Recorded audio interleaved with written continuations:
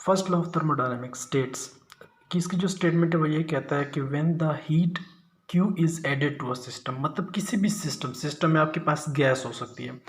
तो जब आप किसी भी सिस्टम में Q एनर्जी है जो हीट है वो ऐड करेंगे, this energy appear has increasing in the internal energy del U, मतलब जितनी ज़्यादा आप हीट किसी सिस्टम को देंगे तो उतनी ही उसकी इंटरनल एनर्जी बढ़ेगी।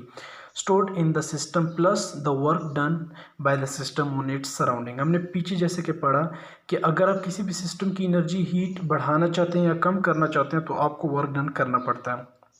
तो मतलब क्या हुआ कि फर्स्ट लॉ सिर्फ ये कहता है कि आप किसी भी सिस्टम में अगर हीट ऐड करते हैं तो वो जो होती है, वो हीट जो होती है वो सिस्टम की इंटरनल एनर्जी मतलब डेल यू को इंक्रीज करती है, चेंज करती है।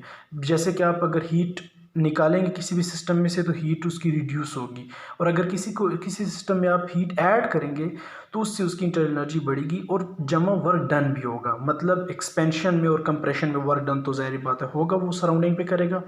तो जो उसकी इक्वेशन बनती है इस फार्मूले इस स्टेटमेंट से हमने जो इक्वेशन निकाली है वो है Q is equal to del U plus W।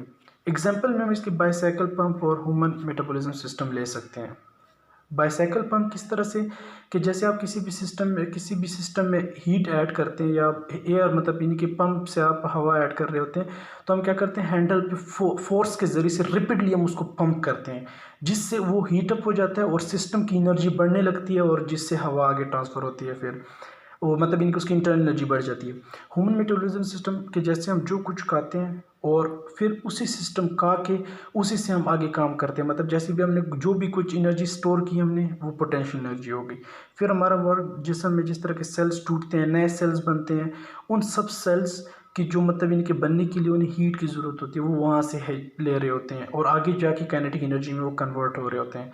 फिर हमारे पास आगे दो प्रोसेस है, एक एसोथर्मल प्रोसेस है और एक एडिपेटिक प्रोसेस है। जो एसोथर्मल प्रोसेस होता है इसमें क्या होता है कि हीट टेम्परेचर जो आपके पास वो कांस्टेंट होता है, मतलब टेम्परेचर कांस्टेंट होता है, बाकी प्रेशर और वॉल्यूम जो होते हैं वो चेंज होते रहते हैं, इन्वर्सली प्रोपोर्शनल होते हैं आपस में। आइसोथर्मल प्रोसेस जो है एक एप्लीकेशन है बॉयल्स लॉ की। क्यों? क्योंकि बॉयल्स लॉ यही कहता है कि जब आपके पास टेम्परेचर ज़ीरो मतलब ये कांस्टेंट होगा तो आपके पास जो वॉल्यूम है और प्रेशर जो है वो आपस में चेंज होते रहेंगे। तो P V is equal to क्या हो गया आपके पास, कांस्टेंट हो गया। और जो आइसोथर्मल इक्वेशन की इसकी जो आइसोथर्मल प्रोसेस की जो इक्वेशन है वो ये लिखी हुई है Q is equal to del U plus W।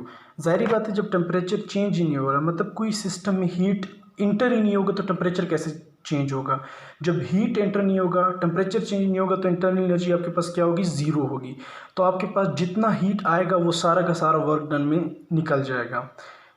तो P V is equal to constant, ये आपके पास सिर्फ आइसोथर्मल प्रोसेस है। ये साइड पे उसका ग्राफ दिया हुआ है। इसका ग्राफ जो होता है वो स्लोली इंक्रीज करता है और डिक्रीज होता है, बहुत स्लो चलता है इसका, ठीक है, क्योंकि इसमें टेम्परेचर ही आपके पास ज़ीरो होती है। जो कर्व आपको ये ग्राफ शो किया गया है इसे हम आइसोथर्म कहते हैं, मतलब आइसोथर्मल प्रोसेस को जो हम ग्राफिकल रिप्रेजेंट करते हैं उससे हम क्या कहते हैं, आइसोथर्म कहते हैं।